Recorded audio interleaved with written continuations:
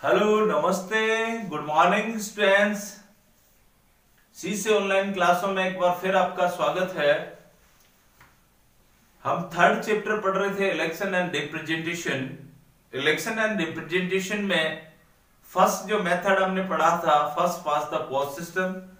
Second हमने पिछली class में जो हमने देखा वो क्लास में था कौन सा मेथड था, पीआर सिस्टम, प्रोपोर्शनल रिप्रेजेंटेशन। और प्रोपोर्शनल रिप्रेजेंटेशन समानुपातिक प्रतिनिधित्व प्रणाली को पढ़ा, जिसमें वर्ल्ड में कुछ देश थे जहां पर इनको इलेक्शन का एक तरीका अपनाया गया। और वो देश कौन थे जैसे आप लोगों ने पहला जो देखा वो कौन सा, इजराइल। और दूसरा मेथड जो था वो था आपका अर्जेंटीना और पुर्तगाल, वहां पर इस चीज को अपनाया गया। फिर हम जाते जाते ही छोड़ के गए थे कि इंडिया में क्या सिस्टम है, प्रोपोर्शनल सिस्टम को इंडिया में अडॉप्ट कैसे किया गया है। तो हम इंडिया को पढ़ रहे हैं तो बड़ा इंटरेस्टिंग है, क्योंकि इंडिया को पढ़ रहे हैं इसलिए हमें जानना चाहिए कि भारत में जो पीआर सिस्टम है वो कैसे लागू हुआ है, कौन से चुनाव में इसको अडॉप्ट किया गया है। तो आज का जो हमारा जो सिस्टम है उसमें proportional representation in India, Bharat में जो आपका जो इंडिया में जो प्रोपोर्शनल सिस्टम है वो किस तरह से काम करता है उसके बारे में हम लोग पढ़ेंगे। और स्टूडेंट आपको ध्यान रखना है, पॉलिटी क्या है अपने आप में एक प्रैक्टिकल है। आपके आसपास जो भी घटनाएं घटती हैं, जो चीजें आप लोग देखते हैं, उसी को पॉलिटिकल में अगर जोड़ के पढ़ते हैं तो पॉलिटिकल अच्छा होता है। जैसे आप इलेक्शन हो रहे हैं और इलेक्शन के बारे में हम लोग घर में बात कर रहे हैं, हमारा जो फ्रेंड सर्किल है उसमें बात कर रहे हैं, तो जब भी हमारा न्यूज़पेपर आता है हम लोग उस खबर को पढ़ेंगे कि कौन जीता कौन हारा, वो कैंडिडेट कैसे जीता, कितने वोटों से। तो ये हमारा प्रैक्टिकल हो गया। तो प्रैक्टिकल में क्या होता है, हम लोग चीजों को ज्यादा अच्छे से समझ पाते हैं।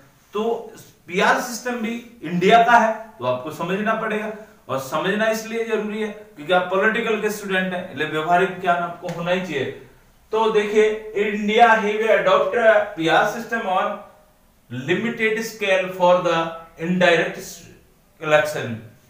देखिए, भारत में पीआर सिस्टम को अपनाया गया है जो कि एक लिमिटेड स्केल में अपनाया गया है, यानी कुछ सीमित मात्रा में कुछ चुनाव ऐसे हैं जिससे पीआर सिस्टम से चुनाव करवाए जाते हैं, और वो भी किस तरह से, इनडायरेक्ट इलेक्शन से होते हैं। इनडायरेक्ट इलेक्शन और डायरेक्ट इलेक्शन में फर्क क्या है, जहां डायरेक्ट इलेक्शन में जो जनता है वो स्वयं क्या करती है, पार्टिसिपेट करती है और इलेक्शन में, वहीं इनडायरेक्ट में जनता के रिप्रेजेंटेशन जो रिप्रेजेंटेटिव है वो भाग लेते हैं, यानी जनता डायरेक्ट भाग नहीं लेती, वो इनडायरेक्ट है।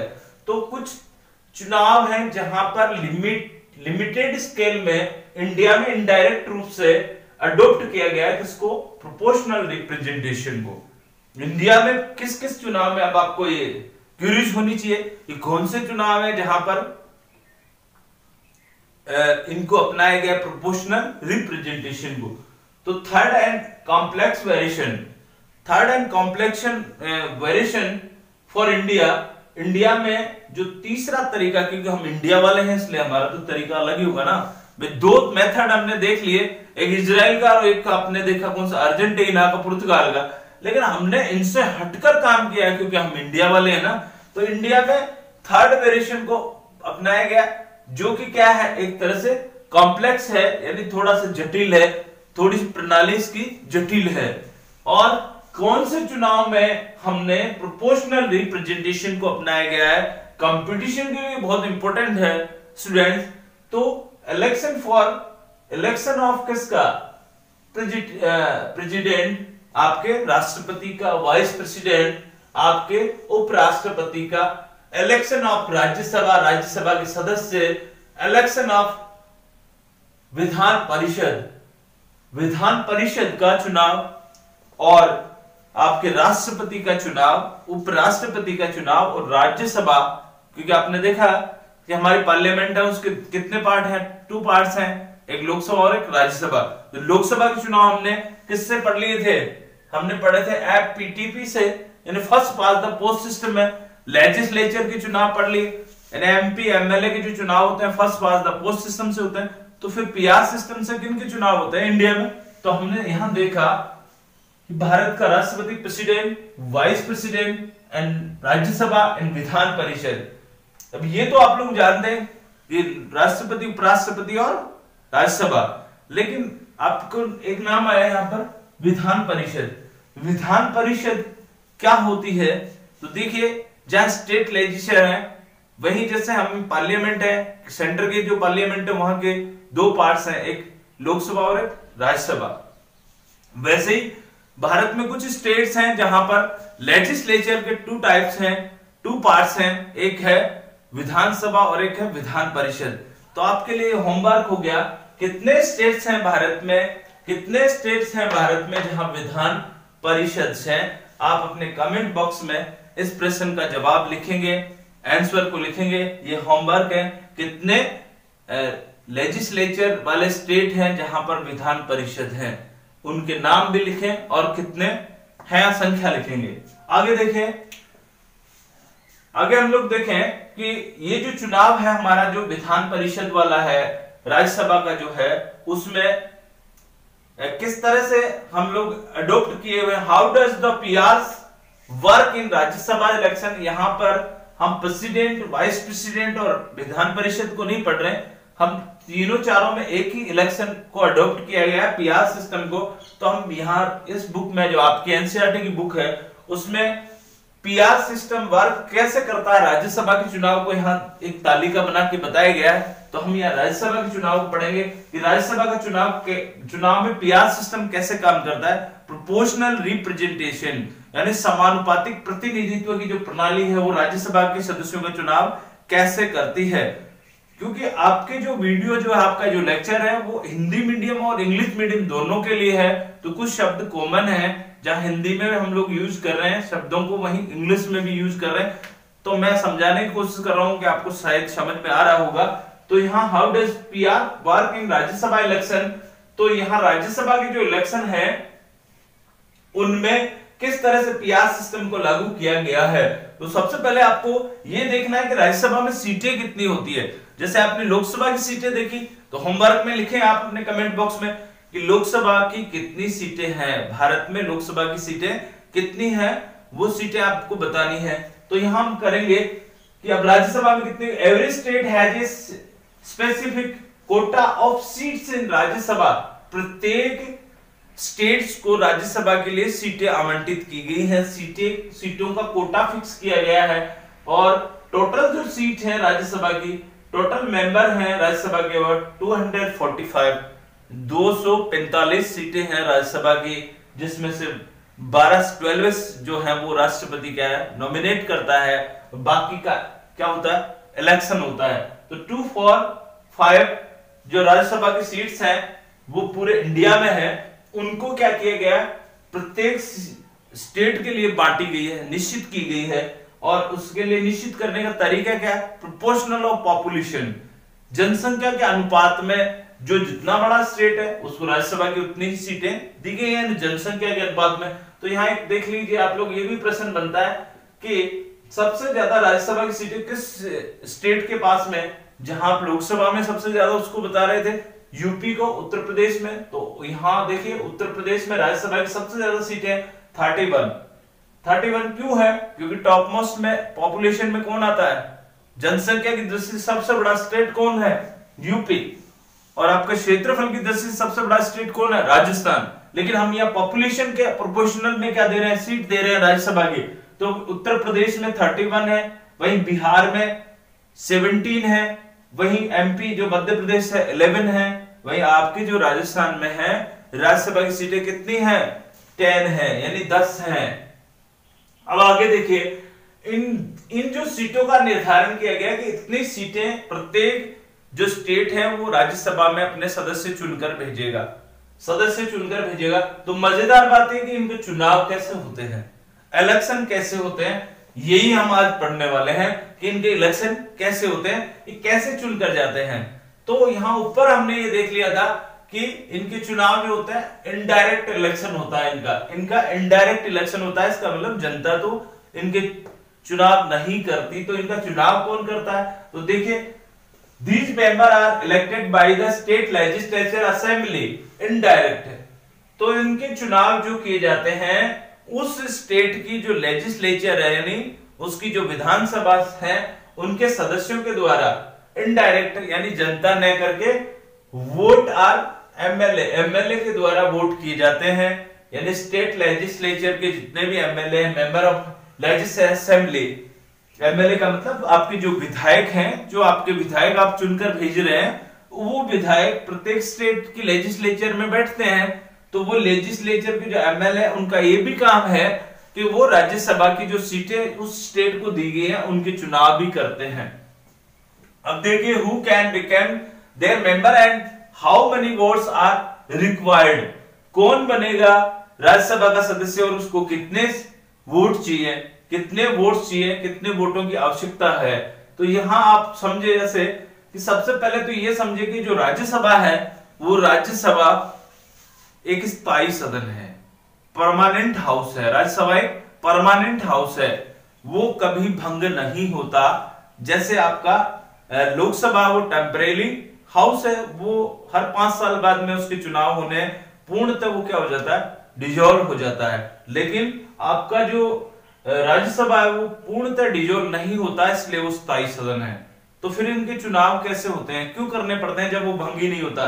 तो यहाँ देखिए कॉन्सेप्ट है, इस कॉन्सेप्ट को आपको समझना है कि राज्यसभा एक स्थायी सदन है, इन परमानेंट हाउस है, लेकिन राज्यसभा के जो सदस्य हैं उनके कार्यकाल, जैसे मेंबर ऑफ पार्लियामेंट लोकसभा के जो है उनका कार्यकाल 5 ईयर है, वहीं राज्यसभा के जो मेंबर है, राज्यसभा के मेंबर नहीं कि राज्यसभा ये परमानेंट हाउस, तो राज्यसभा का कार्यकाल नहीं है, ये आपको ध्यान रखना है। यहां ध्यान क्या रखना है आपको कि राज्यसभा के जो मेंबर हैं, राज्यसभा के जो सदस्य हैं, उनका कार्यकाल 6 ईयर होता है, उनका कार्यकाल 6 ईयर होता है। तो 6 ईयर होता है, इसका मतलब सबका 6 साल पूरे होते हैं, फिर क्या दोबारा से चुनाव होते हैं, ऐसा नहीं है।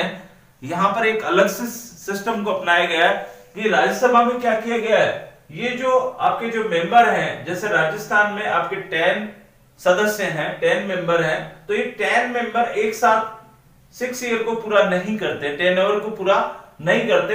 इनमें से 1/3 इन 10 में से 1/3 सदस्य जो है वो प्रत्येक 2 इयर्स, एवरी 2 इयर्स क्या करते हैं, रिटायरमेंट होते हैं और उनके स्थान पर क्या आ जाते हैं, नए आ जाते हैं 1/3। इसका मतलब जो जगह खाली हुई उनके स्थान पर 1/3 वापस आ गया, इसका मतलब वो सदन में जगह भर गई, इसका मतलब खाली नहीं हुआ है।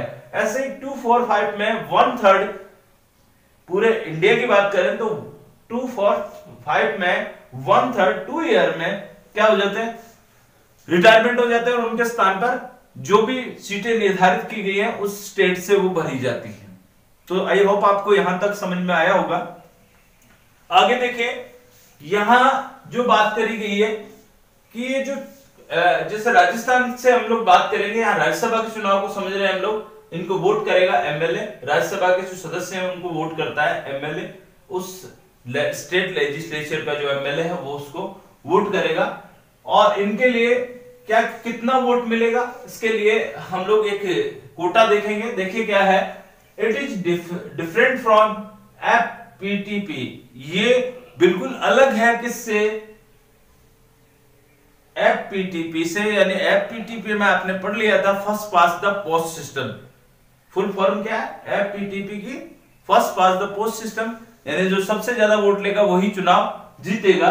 जैसे 5 जने हैं तो उनमें से जिसको न्यूनतम कोटे की आवश्यकता नहीं है कि उसको 50% वोट चाहिए, ऐसा कुछ नहीं है। वहां पर क्या है, एक वोट भी अगर ज्यादा लेता है अपने से, जितने उम्मीदवार हैं उनमें से वो सबसे ज्यादा लेगा, वो चुनाव जीता है। Candidates who want to become a member of the Rajya Sabha has to sure minimum quota of votes.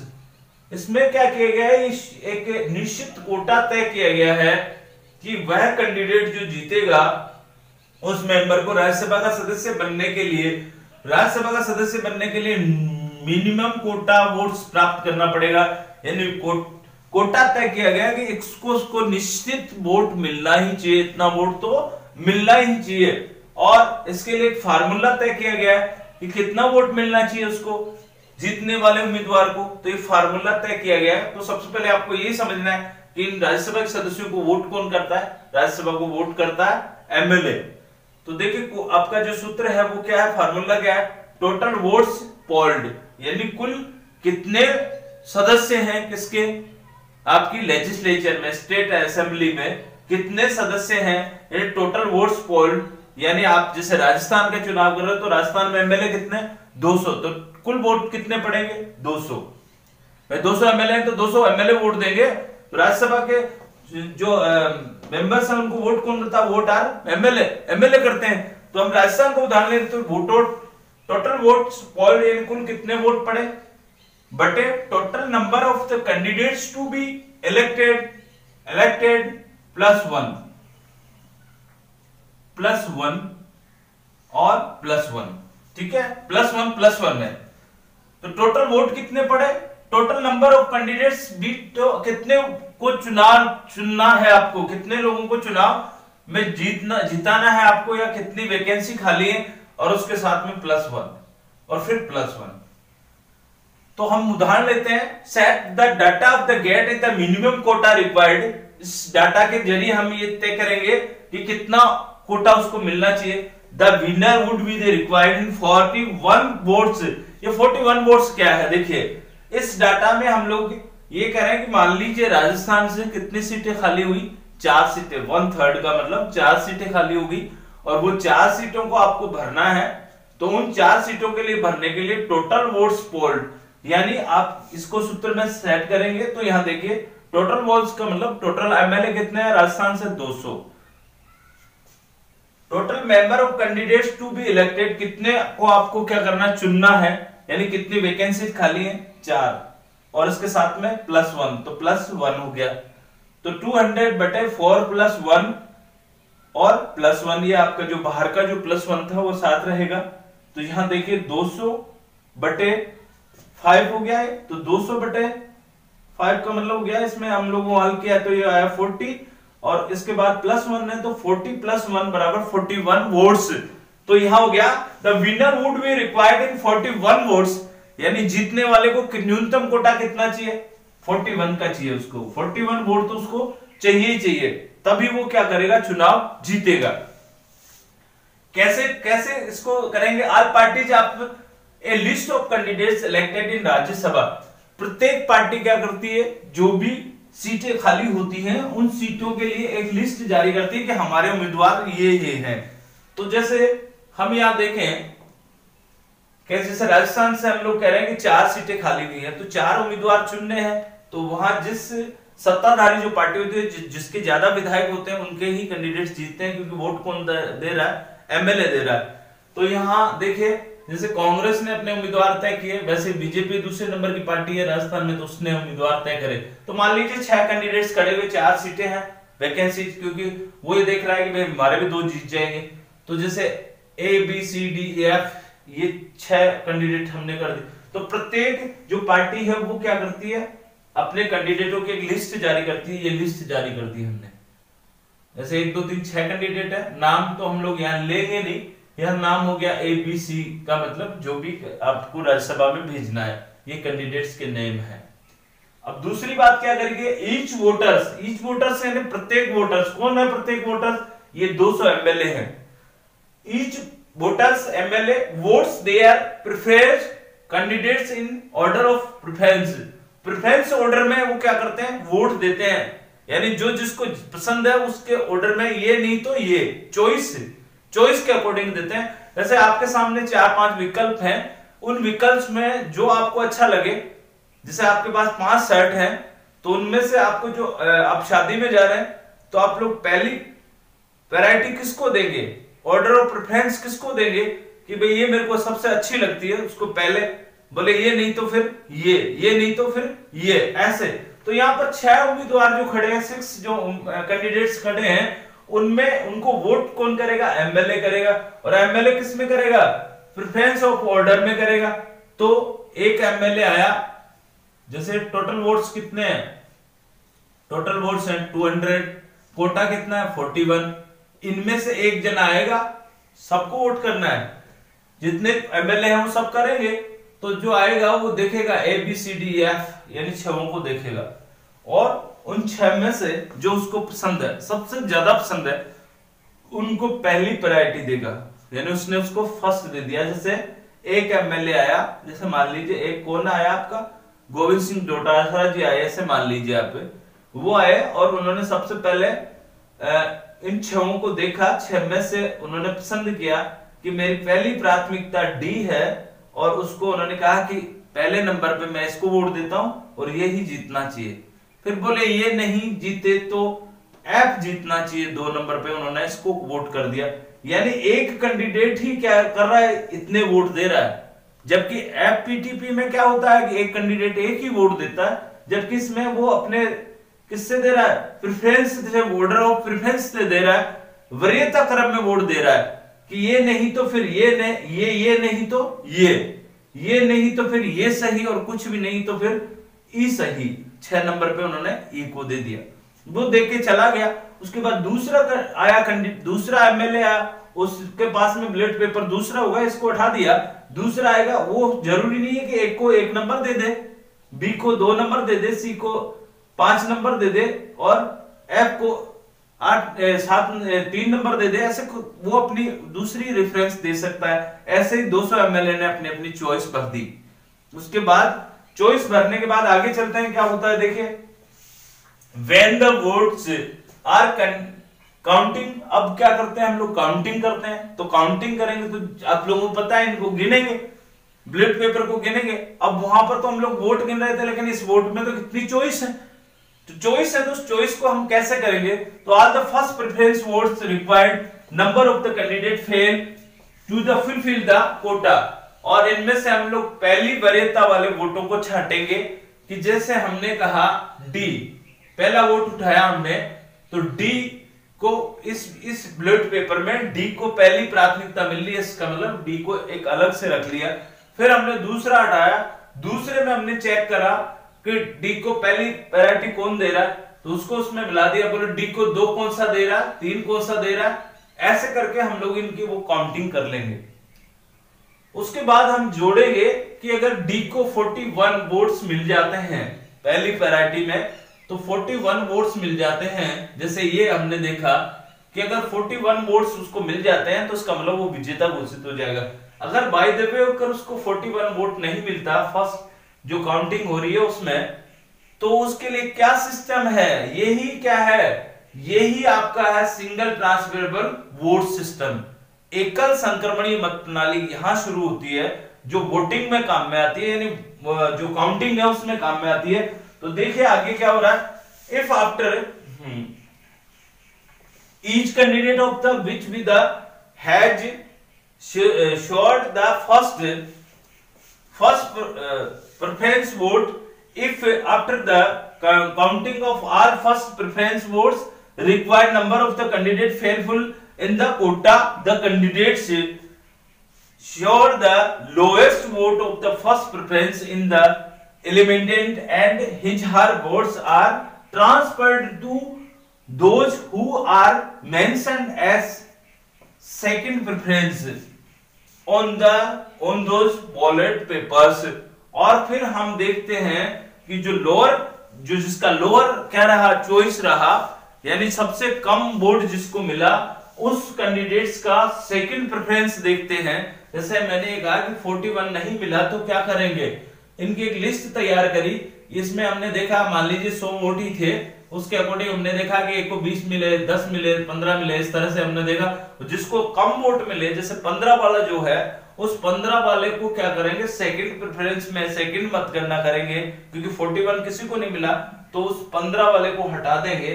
Lower vote जो मिला है उसको हटा देंगे मतगणना से, उसके वोटों को सेकंड प्रेफरेंस, मान लीजिए किसने उसने ये भी तो दिया ना, जैसे इसको, इसी का देखो आप लोग, अगर ये नहीं जीतता है तो फिर ये वोट किसको मिलेगा, एफ को मिलेगा। यहां पर उन्होंने 2 नंबर किसको दिया, एफ को दिया, तो ये 2 नंबर की गणना से उसके वोटों को ऊपर वाले में क्या कर देंगे, ट्रांसफर कर देंगे, यानी जोड़ देंगे ऊपर वाले में। और जैसे ये 20 था तो 10 स्कोर मिल जाएगा, तो ऐसे करके 30 हो जाएगा।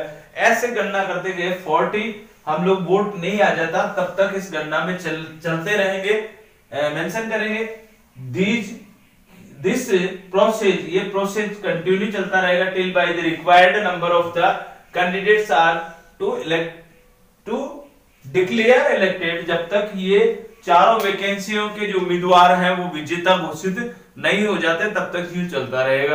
यानी वोट सिस्टम को हम बांटते रहेंगे। ये मैंने जो 6 दिया है, यहाँ 6 से ज्यादा लंबी लिस्ट भी हो सकती है, क्योंकि 4 बीजेपी वाला 4 भी डाल सकता है और वो भी 4 डाल सकता है, या अन्य कोई पार्टी का। जैसे राजस्थान में तो दूसरी पार्टी है नहीं, इसलिए मैं हमने 2 ही पार्टियों का दिया था। मान लीजिए इन्होंने 4 4 8 डाल दिए, तो जीतना तो 4 को ही है ना।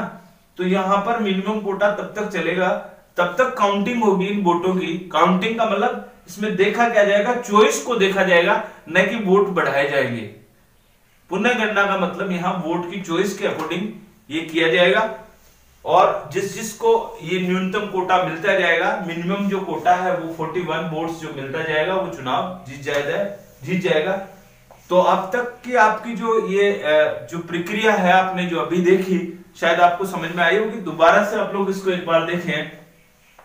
हमारा आज का जो टॉपिक था वो था proportional representation in India. Bharat में प्रोपोर्शनल को कैसे अपनाया गया।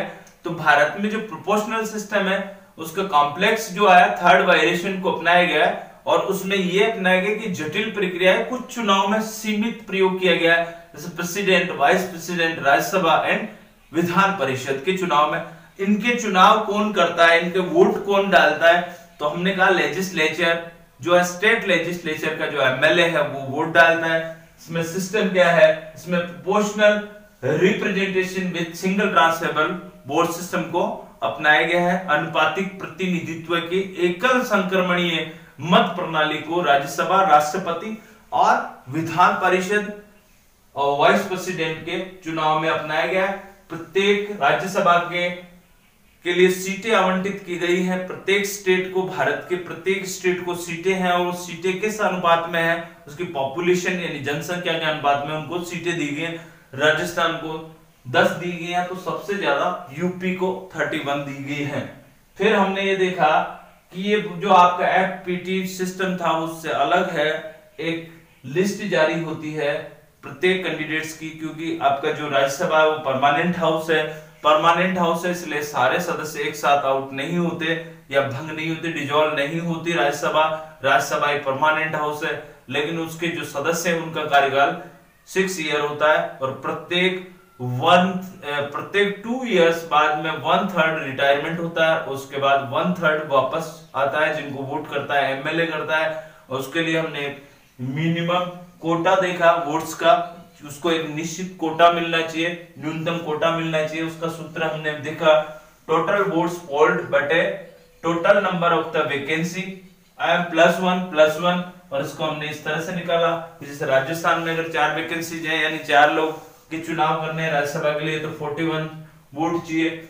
और इस वोट को प्राप्त करने के लिए हमने एमएलए से वोट करवाया, लिस्ट जारी हुई, उसमें वो अपने प्रेफरेंस में वोट डालते हैं, फर्स्ट चॉइस, सेकंड चॉइस, ऐसे चॉइस अपनी फिलिप करते हैं। और उसके बाद में जब काउंटिंग होती है, तो काउंटिंग में हमने देखा कि काउंटिंग में जिसको 41 वोट मिल जाता है वो विनर होता है, नहीं मिलता तब तक उसकी गणना पुनः की जाती है, द्वितीय गणना होती है। द्वितीय गणना में जो सबसे लोएस्ट वोट, जिसको सबसे कम वोट मिलता है, उसको मतगणना से आउट कर दिया जाता है। उसके वोटों को ऊपर वाले में रेफरेंस के आधार पर ऐड कर दिया जाता है। और ये प्रोसेस तब तक चलता है जब तक कि टोटल कैंडिडेट्स क्या नहीं हो जाते, विनर घोषित नहीं हो जाते। आई होप आपको आज की क्लास समझ में आई होगी।